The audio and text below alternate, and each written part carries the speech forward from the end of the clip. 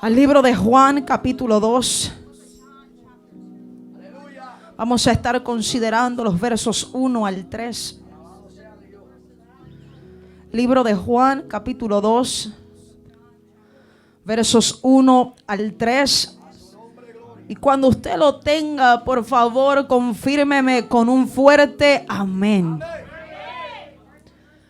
Amén. Veo a 2 o 3 que están buscando todavía. Usted continúe ahí en su búsqueda, porque esta palabra usted no se la puede perder. Si no tiene Biblia, puede hacer uso de las pantallas. Poderoso es el Señor. Libro de Juan, capítulo 2, versos 1 al 3. Y si usted lo tiene, confírmeme amén. Amén. Leemos la poderosa palabra del Señor a la gloria del Dios Trino, Padre, Hijo y Espíritu Santo. Y la iglesia que espera a Cristo dice amén.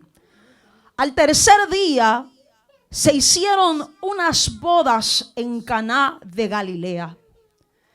Y estaba allí la madre de Jesús. Y fueron también invitados a las bodas Jesús y sus discípulos. Y faltando el vino, la madre de Jesús le dijo: no tienen vino. Y faltando el vino, la madre de Jesús le dijo: no tienen vino. Eterno Dios y Padre bueno, te doy gracias por tu presencia en esta noche. Te doy gracias, sé que estás en este lugar, Dios amado.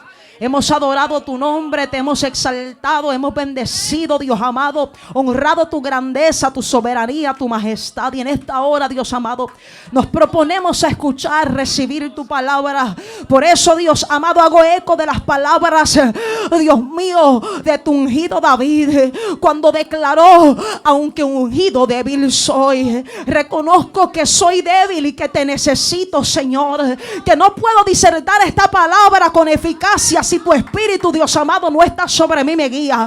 Por eso en esta hora me pongo en tus manos pidiéndote que me concedas hablar tu palabra con autoridad, con denuedo, con demostración de poder de Espíritu Santo y fuego, Dios amado, y que la misma sea recibida, Dios amado, con fe en cada uno de los oyentes. Atamos, reprendemos en el nombre de Jesús todo aquello que quiera ejercer fuerza, oposición. Reprendemos todo comezón de oír, Dios amado, y te pedimos que hagas lo que te has propuesto hacer, que esta palabra que es viva, que es eficaz, que es más cortante que toda espada de doble filo, penetre en esta noche hasta partir el alma, el espíritu, las coyunturas, los tuétanos, Dios amado. Que tu palabra enderece lo que está torcido, discierna los pensamientos y las intenciones del corazón. Tu palabra, Dios amado, es útil para redarguir, para corregir, para instruir en justicia. Y hoy te pido que eso sea lo que haga tu palabra. Manifiesta tu poder como quieras hacerlo. No te limitamos, Dios mío. Haz lo que tú quieras, Maestro. Y solamente a ti, Dios amado, daremos gloria, daremos honra, alabanza y adoración en el nombre de Jesús. Amén. Y amén. Usted puede tomar asiento, amada iglesia, pero manténgase ahí conectado, adorando al Señor, porque ciertamente Dios ha venido a hablarnos en esta noche.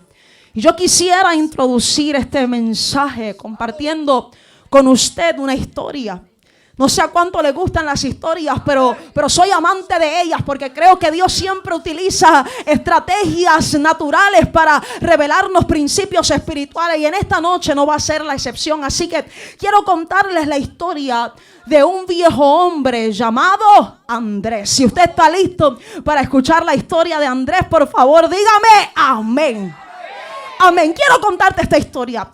Andrés ejercía el peor de los oficios que había en su pueblo. Ejercía el peor de ellos. Era nada más y nada menos que el vigilante de un pequeño hotel. Pero, ¿qué otra cosa podría hacer Andrés? Nunca había aprendido a leer ni a escribir. No tenía ninguna otra actividad u oficio en lo que fuese hábil. Estaba imposibilitado. Un día se hizo cargo del hotel en el cual Andrés trabajaba un joven empresario con inquietudes y grandes aspiraciones. Era un joven creativo, un joven emprendedor. Así que este joven tomó una iniciativa. La iniciativa era nada más y nada menos que modernizar el negocio. Este joven comenzó a hacer cambios y después de hacer los cambios que tenía en su corazón y en su mente planificados, él convocó a una reunión a todos los empleados de aquel hotel. Estando reunidos, aquel joven jefe les dijo: a partir de hoy, todo cambia en este hotel. Cada uno tendrá nuevas responsabilidades. Y quiero comenzar contigo, don Andrés.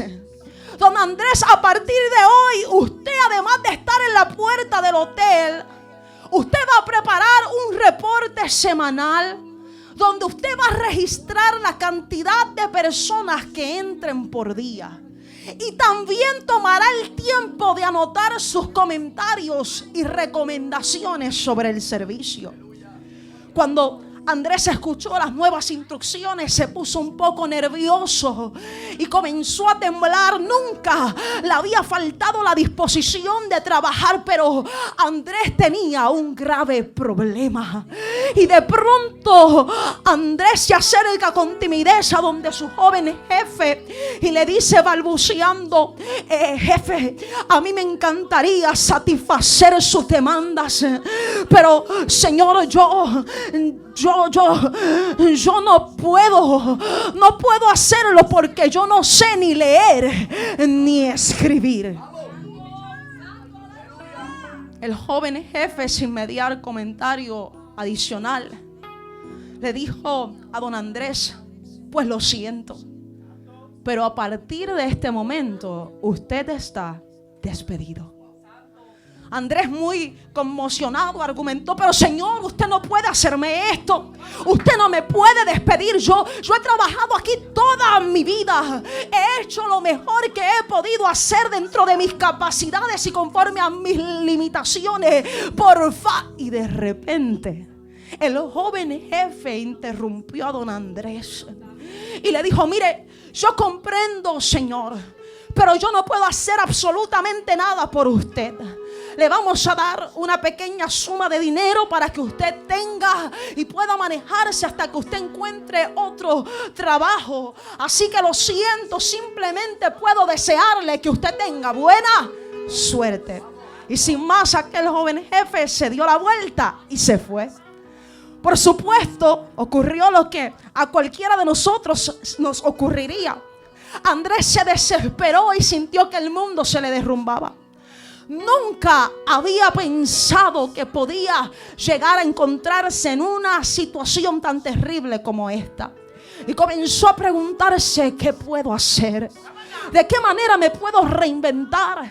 ¿Cómo puedo hacer para traer sustento a mi casa, sustento a mi hogar? Y de pronto, mientras reflexionaba en qué podía hacer, recordó, aleluya, que en momentos dados en aquel hotel donde él trabajaba, cuando se rompía una silla o se rompía una mesa, él con un martillo y clavos lograba hacer arreglos sencillos y provisionales.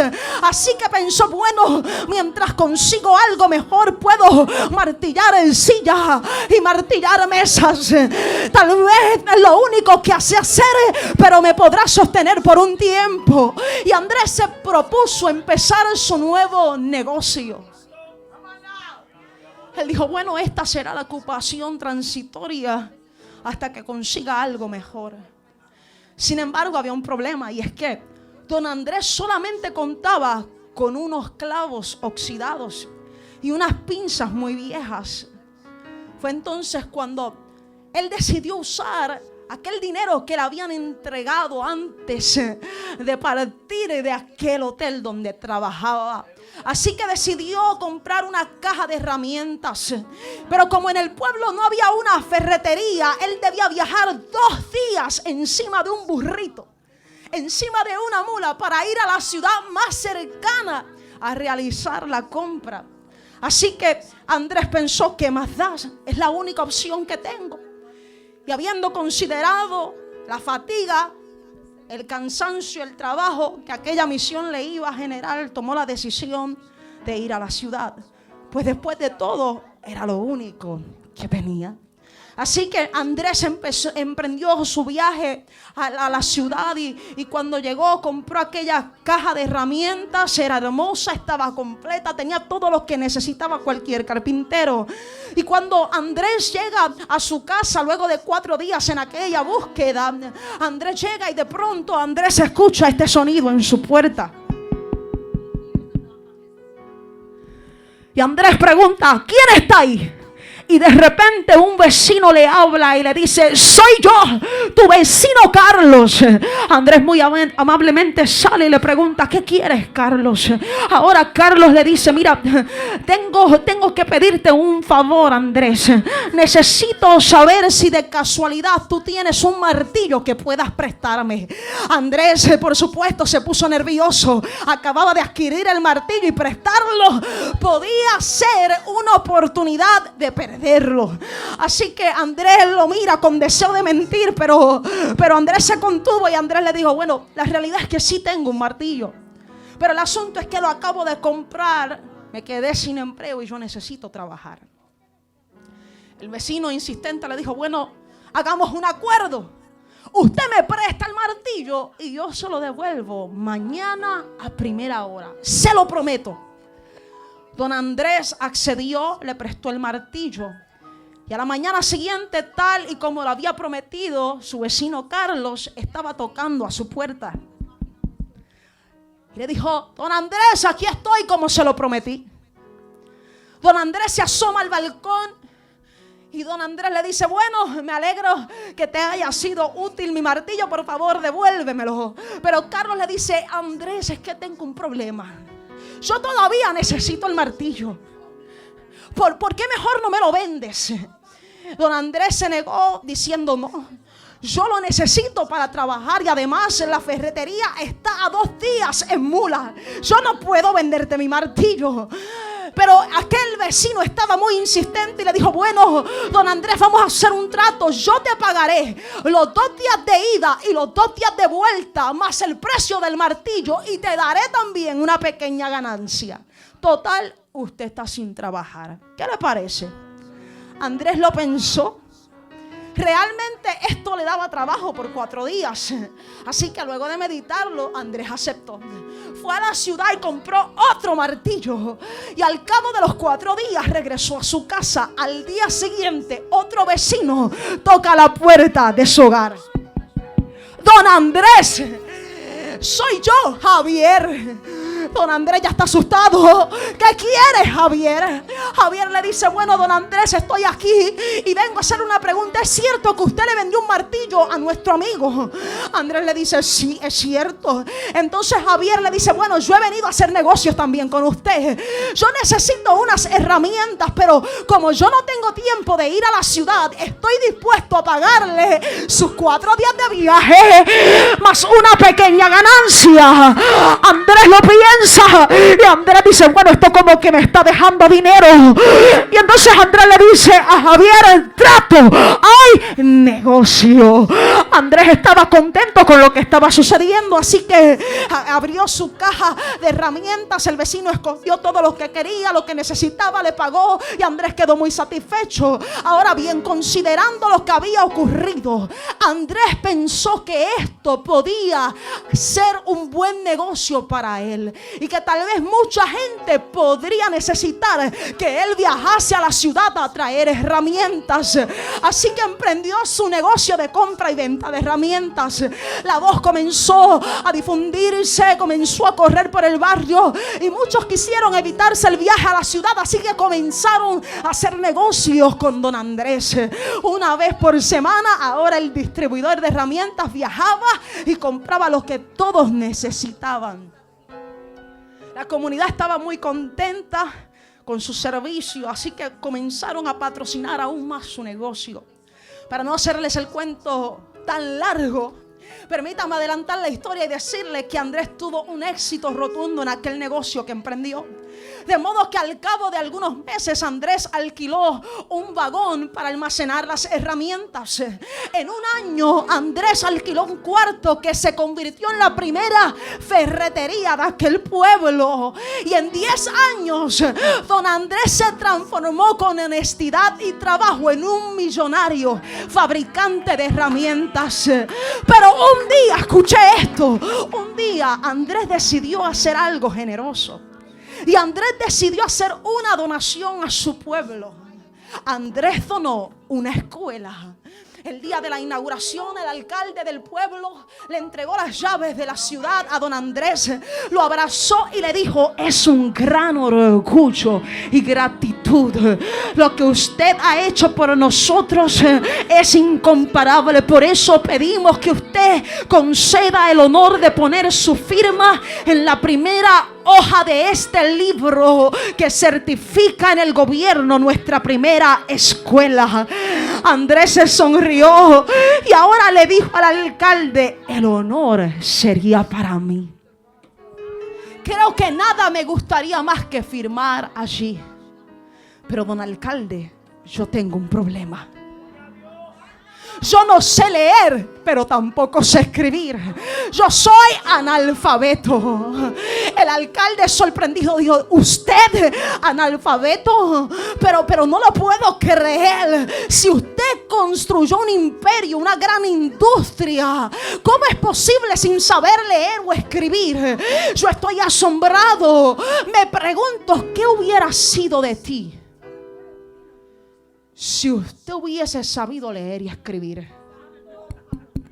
Ahora don Andrés lo mira, don Andrés le sonríe y le dice: yo se lo puedo contestar. Si yo hubiera sabido leer y escribir, yo todavía sería el vigilante del viejo hotel. Un día me despidieron y gracias a aquella crisis hoy me queda una historia que contar. Creo que solamente 2 lo entendieron. Gracias a la crisis hoy tengo una historia que contar. Y yo vengo a hablar con alguien que necesita entender que de la crisis que está viviendo Dios puede sacar una gran historia que contar. Yo vengo a decirte en el nombre de Jesús: no importa lo que esté pasando, no importa lo que esté sucediendo, todavía Dios puede escribir algo más en tu historia. La crisis me trajo una nueva historia que contar. Por favor, yo quiero que usted me ayude a predicar en esta hora. Y con mucho respeto, usted le extienda la mano a su hermano. Usted le extienda la mano a su hermano y dígale con convicción: queda historia que contar. Queda historia que contar. Precisamente bajo esa temática yo te quiero predicar en los próximos 20 minutos. Queda historia que contar. Queda historia que contar. Yo no sé si usted lo puede decir a voz en cuello, pero queda historia que contar. Yo no sé lo que tú estás viviendo, pero queda historia que contar. Queda historia que contar. Alma mía, alaba a Dios. Yo recuerdo las palabras del salmista en el Salmo 118, versículo 17, cuando dijo: no moriré, sino que viviré y contaré las obras de Jehová. Y yo no sé si habrá alguien aquí que pueda hacer eco de las palabras del salmista. Yo no sé lo que tú estás viviendo, pero yo quiero decirte en esta hora que todavía queda una historia que contar.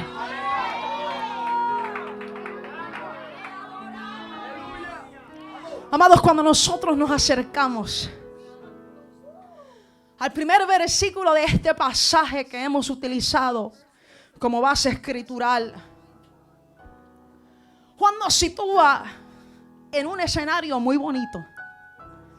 El primer versículo hace referencia a unas bodas. Había un escenario de alegría, había un escenario de gozo, había un escenario de júbilo, había un escenario de fiesta.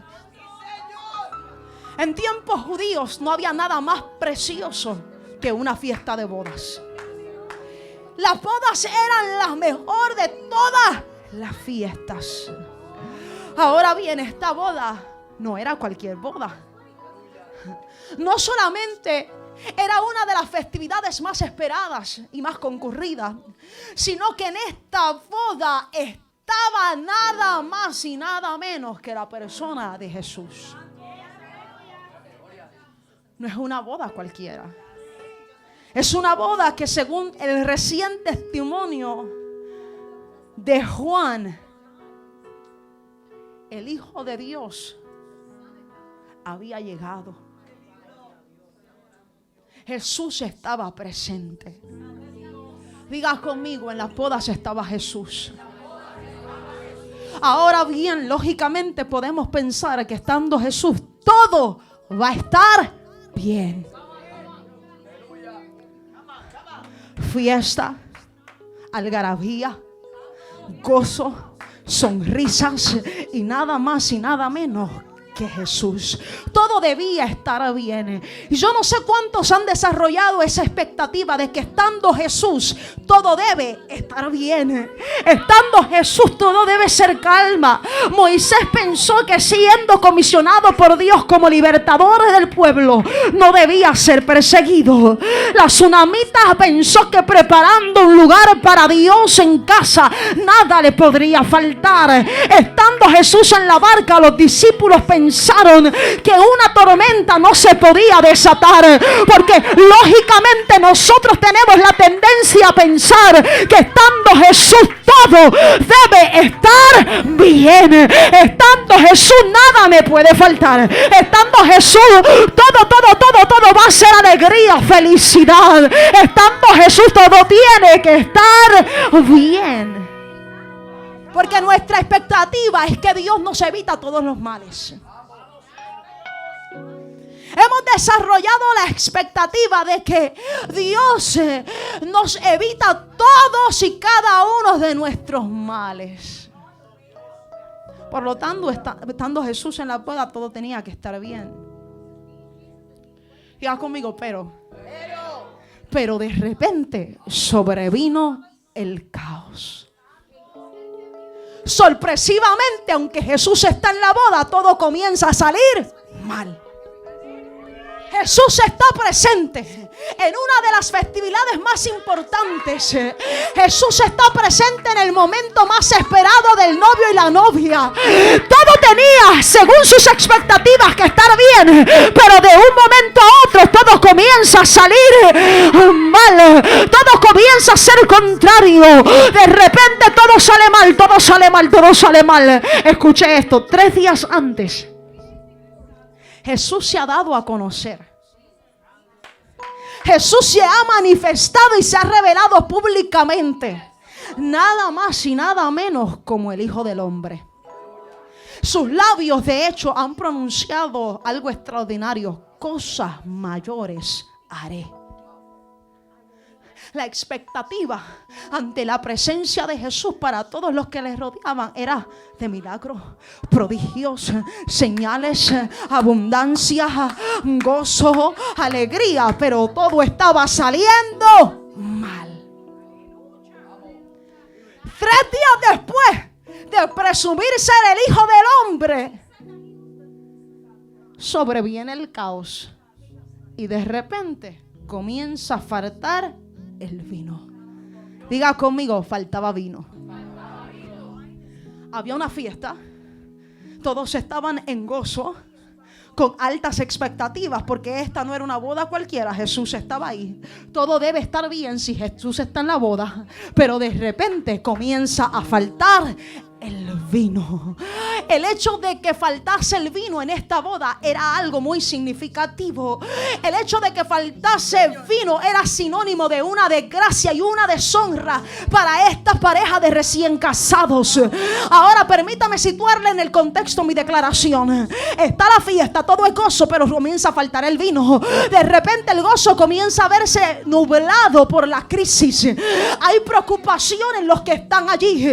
Posiblemente el novio comienza a desesperarse. La Biblia no es específica en cuanto a lo que pasó, pero un estudio de las tradiciones, las costumbres judías te permite inferir que el panorama de pronto cambió. De acuerdo con la cultura judía, una boda se suponía que era la mejor fiesta de todas. Por lo tanto, número 1, la hospitalidad, la atención en términos de comida y bebida debía ser a la altura de la celebración. Una gran fiesta merece una gran comida como la que usted se va a comer ahorita. Una gran celebración merece grandes bebidas, merece lo mejor para lo mejor. Todo se supone que fuese a la altura de lo que se celebraba, una gran fiesta. Siendo esto así, el hecho de que el anfitrión fallase en proveer la atención adecuada para sus invitados constituía un grave error ante la sociedad. Y no solamente esto, una vergüenza perpetua para la pareja. Esta falla se convertía en una desgracia social.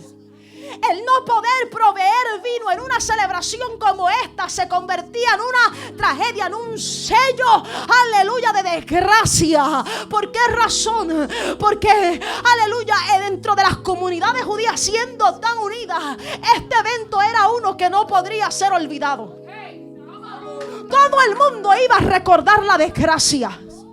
Todo el mundo iba a recordar lo que pasó ese día. Ahora bien, esto iba a generar tanta vergüenza que en un futuro los esposos ya no podrían tener el valor de hablar del día de su unión. No iban a querer recordar su boda, porque su boda se había convertido en un escenario de desgracia.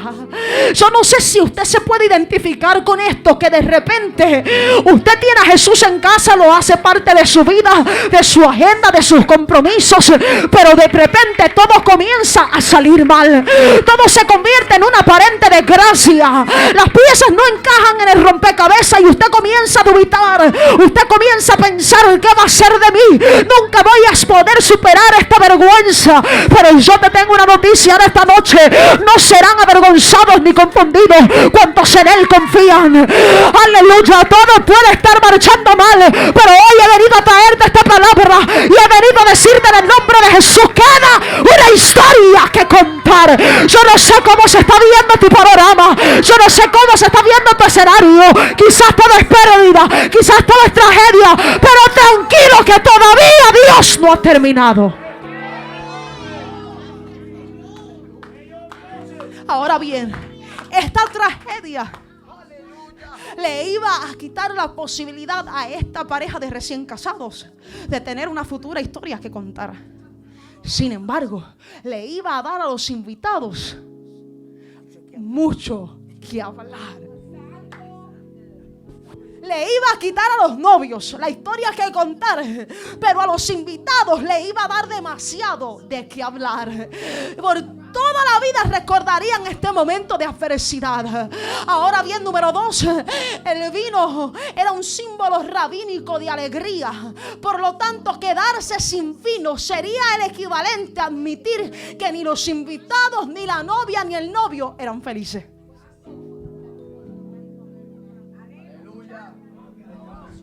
Posibilidad de quedar en vergüenza. Ahora debo admitir que soy infeliz, que mi gozo no está completo. Y amados, posiblemente si usted y yo estuviésemos ahí, usted y yo nos hubiésemos desesperado.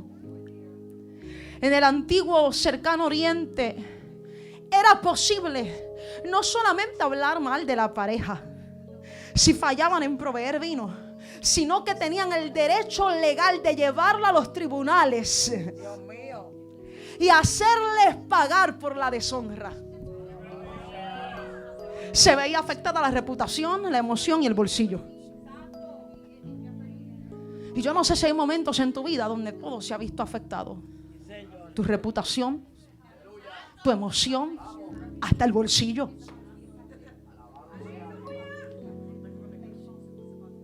Y esta pareja comenzó a entrar en esta crisis y apenas había comenzado su historia juntos.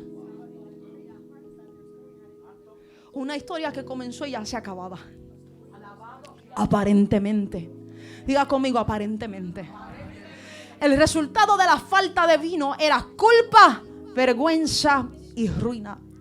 Ahora el asunto es que no hay nada malo con que a un impío le llegue la vergüenza, le llegue la culpa y le llegue la ruina. No nos afecta mucho cuando vemos a una persona despiadada vivir en culpa, vergüenza y ruina. No hay nada malo con eso. No hay nada malo con que estas tres cosas toquen a un tirano. El problema está cuando la culpa, la vergüenza, aleluya, y la ruina alcanzan a uno que es justo, a uno que procura hacer las cosas bien. Y este hombre, este esposo, el cual se menciona en Juan capítulo 2, aparentemente era un hombre justo. El pasaje bíblico arroja a luz de qué clase de hombre era el esposo de esta boda. Y según los hechos podemos inferir que era un hombre justo. Número uno, él había hecho una invitación especial a Jesús y sus discípulos a su celebración. Los había convocado como invitados de honor. Número 2, según entienden los eruditos, este hombre venía de una buena familia. Y la interpretación que le dan muchos es que es el hecho de que María estaba allí antes de que Jesús llegase. Se cree que posiblemente incluso era pariente de Jesús. Ahora bien, este hombre no solamente es un hombre justo porque invita a Jesús, es un hombre aparentemente justo porque viene de un buen linaje. Pero no solamente eso, la Biblia nos enseña, si usted continúa leyendo, que este hombre procuró cumplir con la ley, porque él preparó el escenario para que no faltase nada, a fin de cumplir con los requisitos del lavamiento y la purificación de los judíos. Por eso él se encargó de que hubiesen tinajas en el lugar de la boda. Él tenía todo preparado porque era un hombre aparentemente responsable. Aleluya. Quiere decir que la crisis de este hombre no hacía sentido. Y posiblemente tú te has encontrado de la misma manera, viviendo escenarios que no te hacen sentido. Pero permíteme decirte, amado hermano, que el hecho de que algo no te haga sentido no significa que no tiene propósito. Te lo voy a volver a repetir. El hecho de que lo que tú estás viviendo hoy no te haga sentido no significa que carece de propósito. A menudo Dios utiliza lo que no nos hace sentido para injertar su propósito. Alma mía, adora a Dios. Tal vez no lo puedes entender, pero si confías, algún día vas a ver. Tal vez no lo entiendes hoy, pero lo entenderás mañana. Lo entenderás mañana. Por favor, diga conmigo: mi crisis tiene un propósito. Mi crisis tiene un propósito. El asunto es que hay propósitos que solamente se descubren en la medida que nosotros actuamos. Solamente dos lo entendieron. Hay propósitos que se descubren a la medida que nosotros tenemos la disposición de actuar. Había una crisis. Nadie veía la solución. Nadie le veía propósito. Nadie le veía sentido a lo que estaba ocurriendo. Cualquier lector coloquial no podría tampoco verle un sentido, verle un propósito a lo que estaba sucediendo. Amado hermano, déjame decirte algo. Don Andrés no pudo descubrir el propósito de su crisis hasta que se movió en ella. Hasta que se movió en ella. Hay propósitos que no los vas a descubrir hasta que no te muevas, hasta que no entres en acción. Mira, David no entendía el desprecio de sus hermanos. David no entendía el desprecio de sus hermanos, pero un día entró en acción. Un día entró en movimiento. No entendía por qué estaba siendo marginado, pero un día David dijo: espérate, voy a salir del campo y me voy a la batalla. Comenzó a moverse en la crisis, comenzó a moverse en el desprecio, y el día que se movió, descubrió que no nació para ser pastor, que nació para ser guerrero. Tienes que moverte en medio de tu crisis. En tu crisis te tienes que mover. En tu crisis tienes que alabar. En tu crisis tienes que levantar tu mano arriba. En tu crisis tienes que convocar ayuno, hacer vigilia. En tu crisis tienes que buscar el rostro de Dios.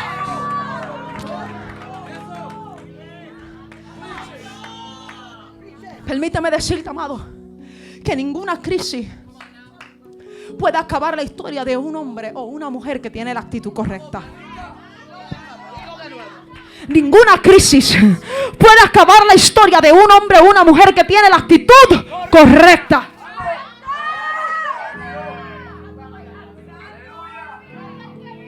Y en esta noche, ya casi nos vamos, yo quiero hablarte de algunos principios que debes atesorar para que al final de la crisis tengas una historia que contar.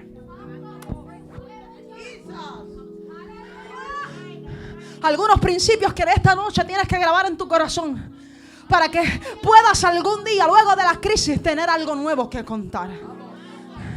Y el primer principio que quiero que te grabes en esta noche en tu corazón es que solamente tendrán historias nuevas que contar aquellos que se atreven a creer. Solamente tendrán una historia nueva que contar aquellos que se atreven a creer. ¿Por qué razón? Porque la historia que se cuenta es producto de la fe que se vive.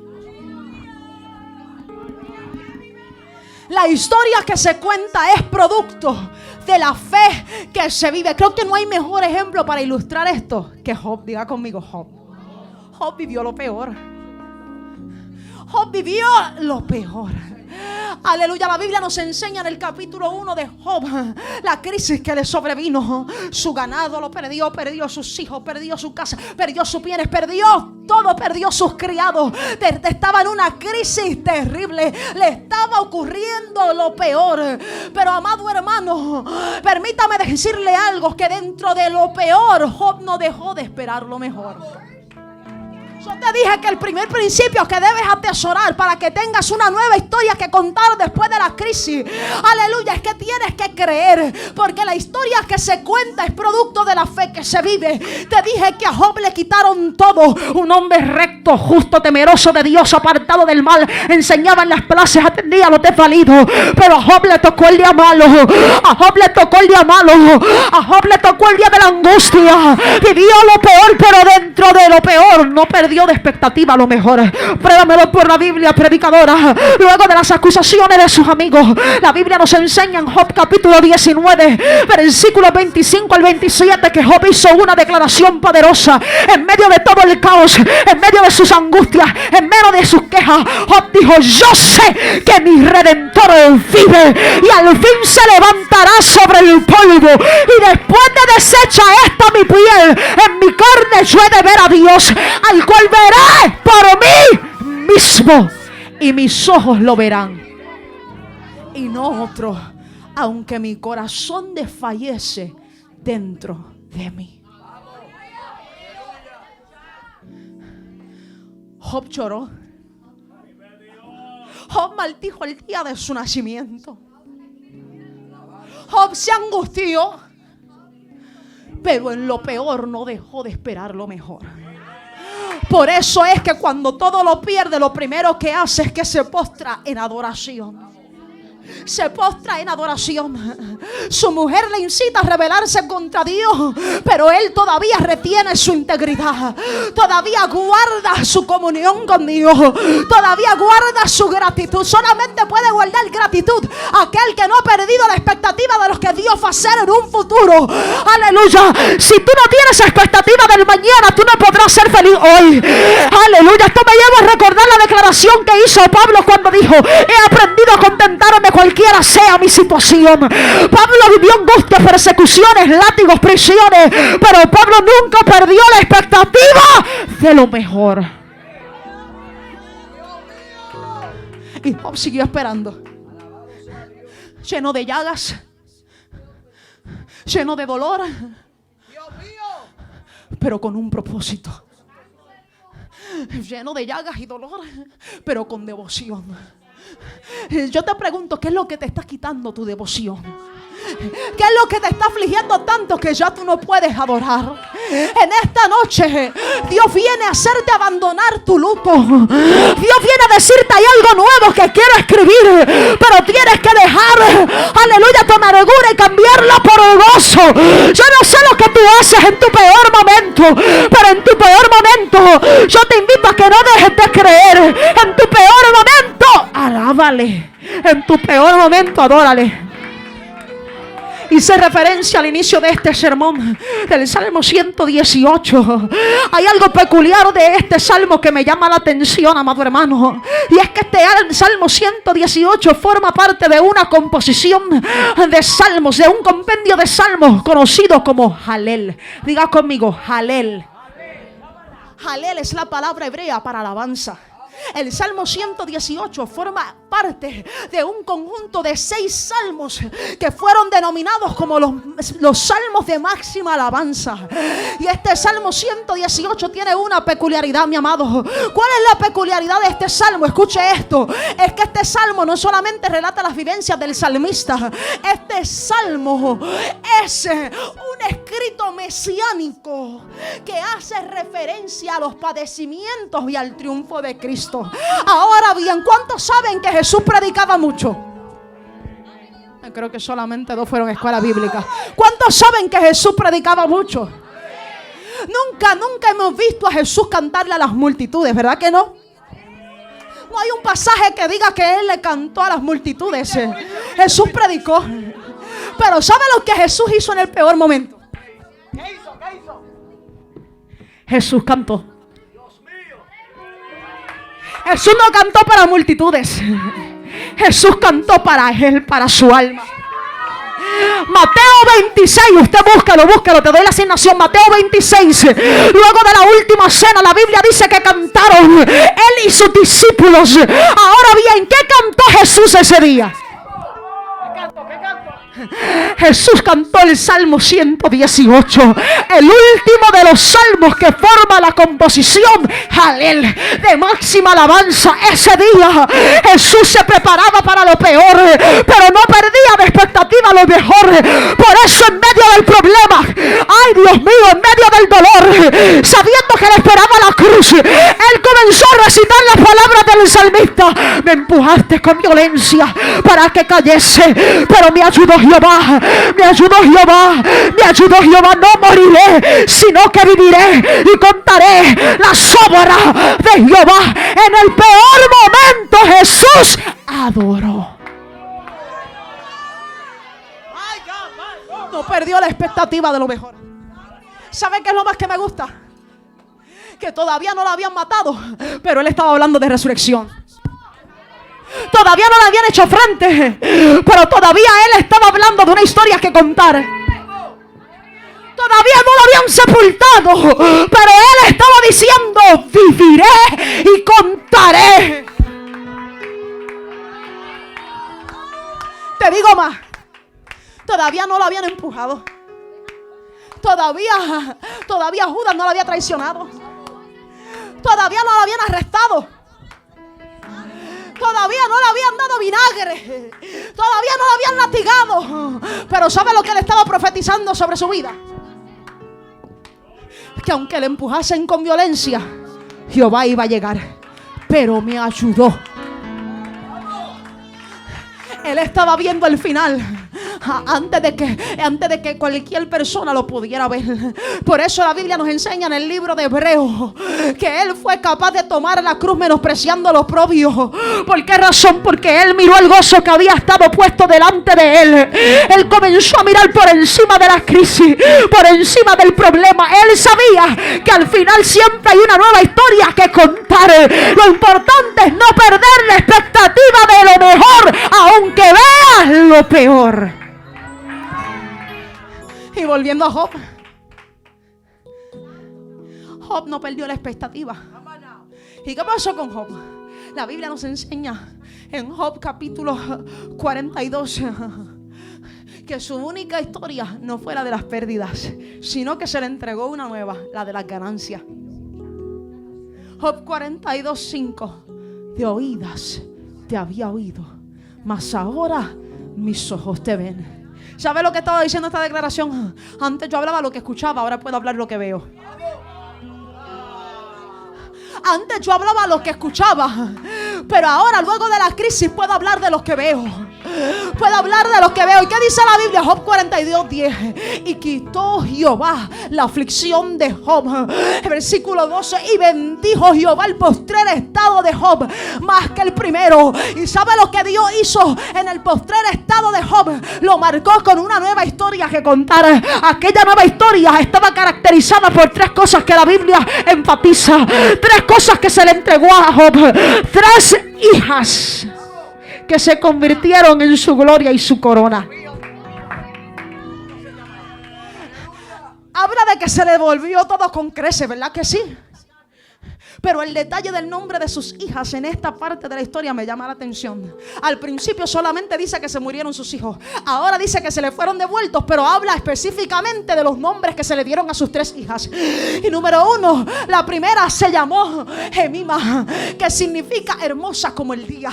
En otras palabras, la nueva historia de Job lo que decía era: aunque el día malo llegó, el día oscuro invadió, al final Dios me recuerda que su luz vuelve a salir y todo se vuelve hermoso como el día. Su segunda hija se llamaba Cesia, que significa olor fragante. Lo que Job estaba recordando cada vez que veía a Cesia era que la podredumbre de la llaga se le fue cambiada. Ya no tendría que estar en un basurero, ya no tendría que estar en el lugar de la suciedad. Ahora cuando miraba a Cesia recordaba que en la nueva historia Dios te convierte en olor fragante, Dios te hace deseable. La tercera hija que tiene Job se llama Keren Apub, que significa cuerno de maquillaje. En otras palabras, la que embellece. Nadie lo quería mirar. Sus amigos no lo querían mirar. Sus declaraciones dicen que ni aún sus familiares se le acercaban. Pero un día Dios le dio a Jemima. Dios le dio a la que le recordaba que las tormentas pasan y luego todo se vuelve hermoso como el día. Dios le dio a Cesia recordándole que su crisis lo haría olor fragante. Y número 3 le dio a Keren Apub, cuerno de maquillaje, recordándole que todo lo peor Dios lo convierte en algo mejor. Primer principio sencillo: atrévete a creer. Atrévete a creer. La Biblia no enseña lo que hizo el esposo de Juan capítulo 2, pero la Biblia sí enseña lo que hizo María. María estaba allí. María percibió la crisis. ¿Y sabe lo que hizo María? Se atrevió a creer. No perdió la expectativa de lo mejor en medio de lo peor. La Biblia nos enseña que María llevó el problema a Jesús y faltando el vino, la madre de Jesús le dijo: no tienen vino. Se acercó. El hecho de que se acercó exponiendo el problema significa que se atrevió a creer. Se atrevió a creer que con su suficiencia Dios era capaz de compensar, amado hermano, la insuficiencia que había. ¿Sabes por qué el primer milagro de la Biblia registrado es la conversión del agua en vino? Porque hubo alguien que se atrevió a creer. Hubo una persona que se atrevió a creer. Ahora bien, María se atreve a creer. Y me llama la atención lo siguiente, y aprendo de ella, aleluya, que solamente tienen historias que contar aquellos que llevan el problema a Dios, no como una queja, sino como una petición. Ella no solamente creyó en Jesús y le entregó el problema. La Biblia nos enseña que lo llevó a Él como petición y no como queja. Explícamelo, predicadora, ¿cómo es eso? Amado hermano, la respuesta de Jesús ante la exposición que hace María del problema da a entender que ella estaba esperando algo de Él. Si ella se hubiese quejado, ella no hubiese esperado nada. Pero como ella vino con el problema en forma de petición, ella tenía una expectativa. Por eso es que cuando ella viene a donde Jesús con el problema, Jesús le responde en el verso 4: ¿qué tienes conmigo, mujer? Aún no ha venido mi hora. En otras palabras, ¿qué tú quieres que yo haga? Él sabía que ella tenía expectativa de algo. Porque lo segundo que tú tienes que hacer para poder contar una nueva historia es traer tu problema a Dios en forma de petición y no de queja. El mejor ejemplo de esto lo es Ana primera de Samuel capítulo 1, Ana subía, aleluya, a la hora de la oración todos los años, como era de costumbre. Y para avanzar en la historia, usted la conoce, la Biblia nos enseña que Ana lloraba y no comía mientras se sentaban a la mesa a participar de la adoración, tomando parte de los sacrificios que le correspondía a la familia, aleluya, del Elcana. Ana no podía gozarse de aquella adoración. Ana se quejaba, Ana lloraba, Ana no comía, porque Ana se sentía en desventaja. Pero me gusta porque hubo un día en que Ana decidió convertir la queja en una petición. Si hay algo que tiene tu preocupación, amado hermano, es algo que merece tu oración. Y ese día Ana decidió hacer algo diferente. La Biblia nos enseña que ella se acercó al altar, y estando allí en el altar, ella derramó su alma delante de Dios. Derramó su alma delante de Dios. Un día cambió la queja en oración. Cuando tú te quejas, tú muestras tu incredulidad. Cuando tú oras, tú muestras tu fe. ¿Sabes por qué muchas veces no recibes? Porque tú crees que estás orando, pero te estás quejando. Dios mío, no tengo trabajo. Dios mío, no tengo dinero. Dios mío, no tengo salud. Quejas. Y tú esperando recibir, pero ¿cómo si tú no estás pidiendo bien?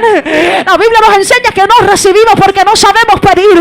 Aprende a cambiar tu queja en una oración, y cuando tú hagas esa transición de quejarte a orar, tú vas a ver respuesta de Dios. Dios le responde a la oración con fe. La Biblia nos enseña que ese día Ana derramó su alma delante de Dios. Oró a Jehová y lloró abundantemente. ¿Y sabe lo que hizo? Hizo un voto. Hizo un voto a Dios diciendo: Jehová de los ejércitos, si tú te dignares en mirar la aflicción de tu sierva y te acordares de mí, y no te olvidares de tu sierva, sino que dieres a tu sierva un hijo varón, yo lo dedicaré a Jehová todos los días de su vida, y no pasará navaja sobre su cabeza. Y usted sabe lo que sucede al final de la historia.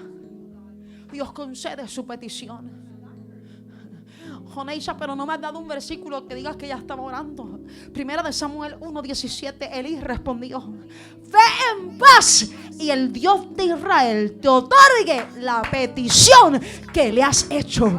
Ese día cambió la queja en una oración. Convierte tu preocupación en oración.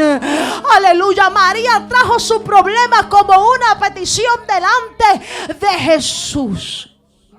Y tú tienes que llevar tu problema como petición delante de Jesús. El asunto es que tienes que estar preparado para lo siguiente. Y es que cuando tú llevas tu petición delante de Dios, la respuesta de Dios no siempre va a ser lo que esperamos. No siempre va a ser lo que esperamos. Pero te aseguro algo, siempre será lo que necesitamos.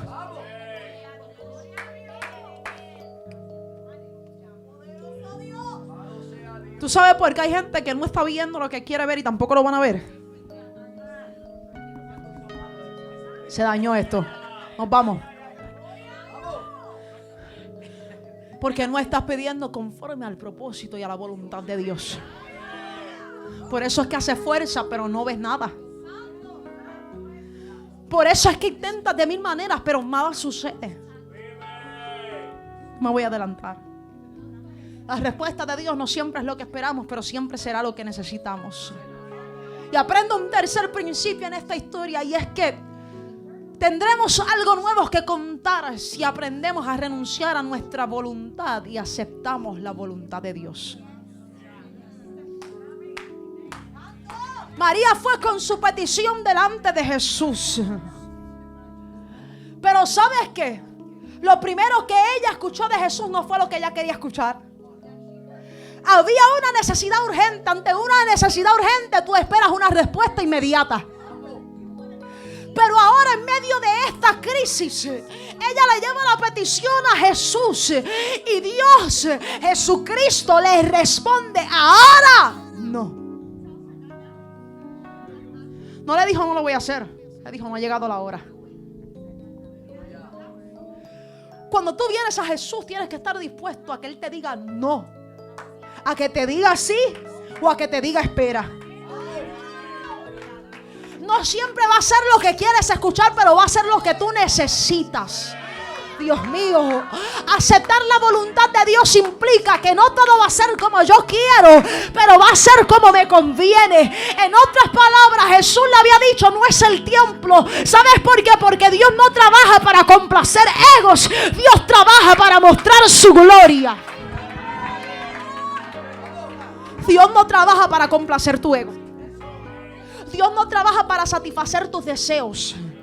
Dios trabaja para completar su propósito. Por eso nunca hemos visto en la historia bíblica que Dios haya complacido los deseos de Jesús. Todo lo contrario, lo llevó al sufrimiento, lo llevó a padecer, porque su propósito era trabajar, aleluya, para mostrar su gloria, no para complacer su ego. Jesús es el máximo ejemplo de ello. Mateo 26:39. Yendo un poco adelante, se apartó, se apostó sobre sus rostros, orando y diciendo: Padre mío, si es posible, pasa de mí esta copa, pero no se haga como yo quiero, sino como tú. Porque la única forma en que podrás contar una nueva historia es que puedas renunciar a tu voluntad y aceptes la voluntad de Dios.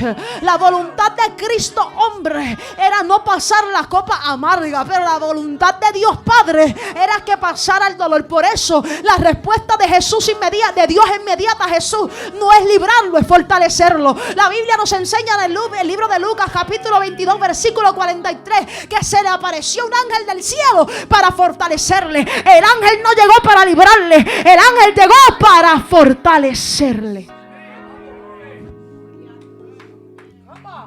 Dios pudo haber librado a Jesús y defendido su ego, pero Dios no lo hizo por dos razones. Número una, porque Él no responde a las incitaciones del diablo. Si no me bendice, me aparto. Apártate. Si no me das lo que quiero, me quito. Quítate.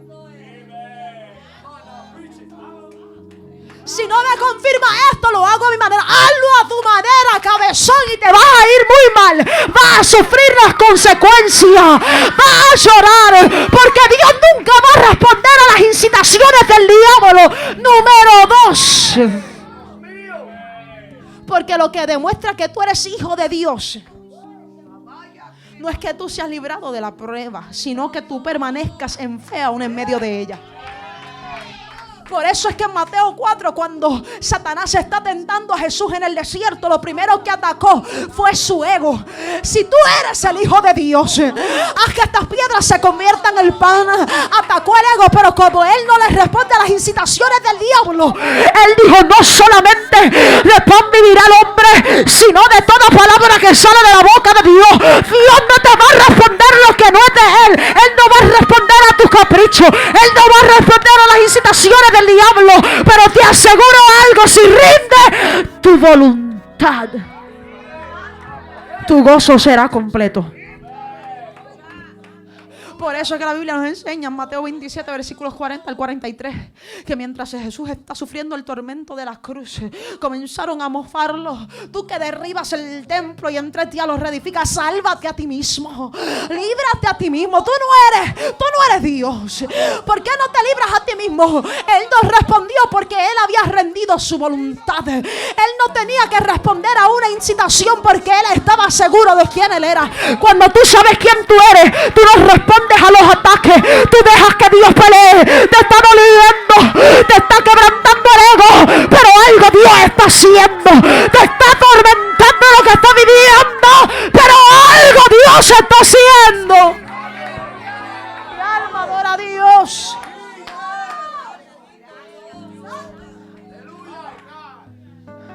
Jesús no respondió palabra ante las acusaciones.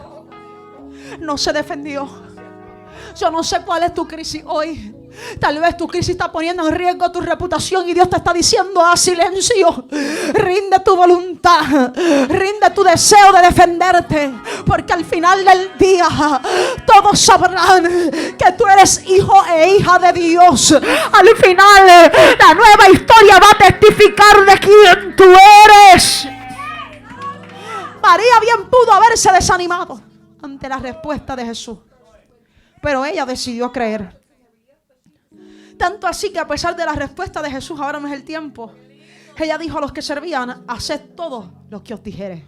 Juan 2:5. Ahora no.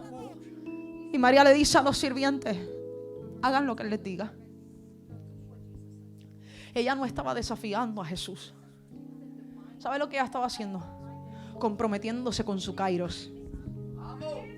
Cuando Cristo le dijo ahora no, le estaba diciendo en el cronos no, en el kairos sí. No es cuando tú quieras, es cuando yo lo disponga.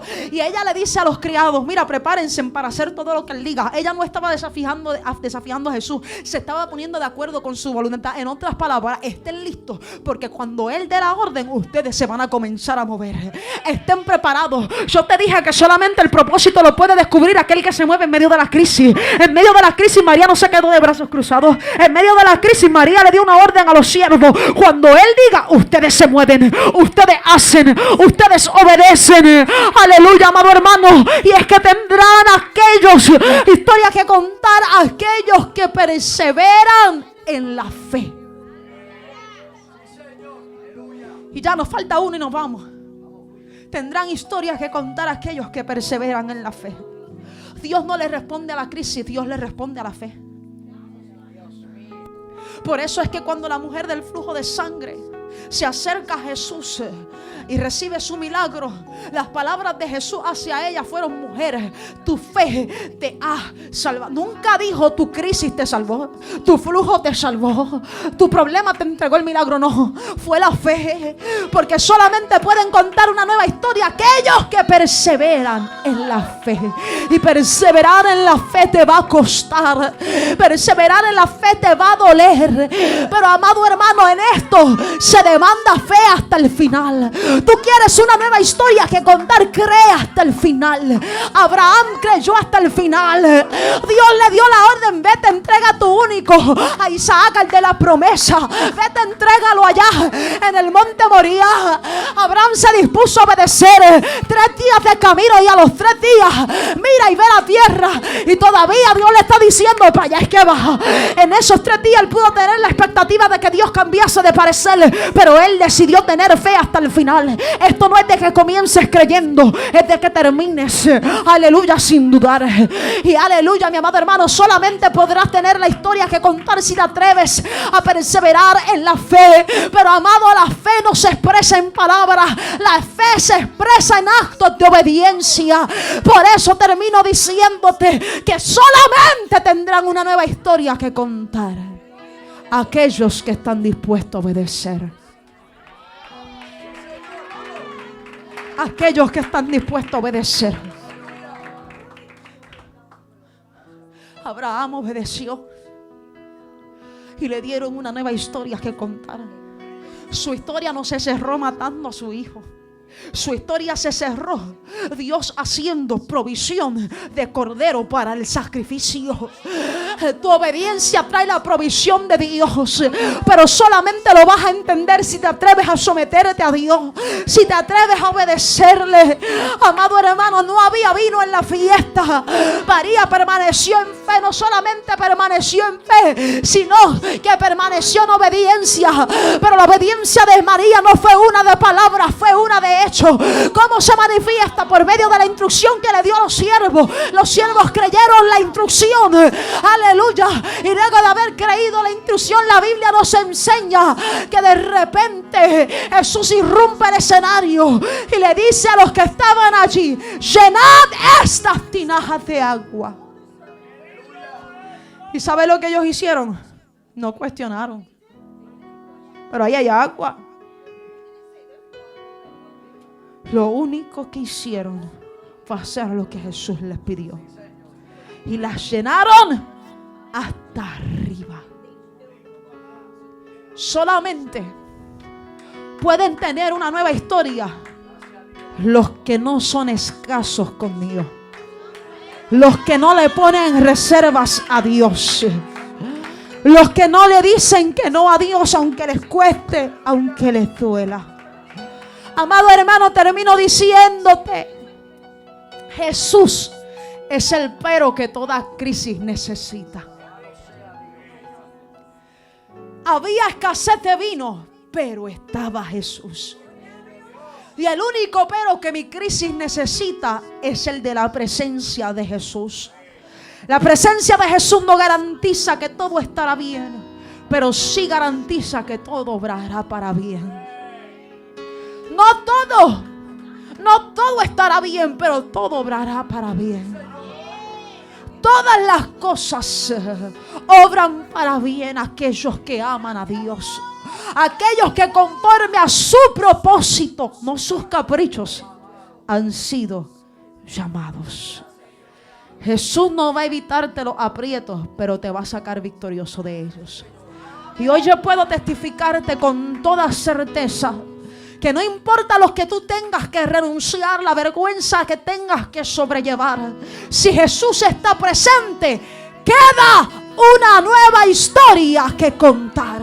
Y si tú crees esta palabra y la recibes, yo te invito a que estés puesto sobre tus pies. Queda una nueva historia que contar. No sé cómo llegaste hoy, tal vez cargado, cansado, confundido, abatido, afligido, pero hoy te traigo una buena nueva. Queda una historia que contar. Todavía hay algo que testificar. Todavía hay un nuevo escenario que plasmar. Todavía Dios está dispuesto a hacer algo nuevo. Todavía queda una historia que contar. Y en esta noche yo quiero hacer oración. Quiero dar gracias a Dios por el maná que hemos recibido. Pero si usted está en este lugar y usted llegó sin Cristo, sin Jesús, o tal vez usted llegó con Jesús en su escenario de vida, pero relegado a un lado, quizá dejaste de creer. Esta es la noche para que tú vuelvas al altar y le digas: Señor, yo me humillo delante de ti. Quiero creer hasta el final. Quiero obedecerte, quiero rendir mi voluntad a ti. Yo quiero hacer oración por ti. Así que en esta noche, usted ahí cierre sus ojos, incline sus rostros. Si usted necesita la oración, usted puede pasar.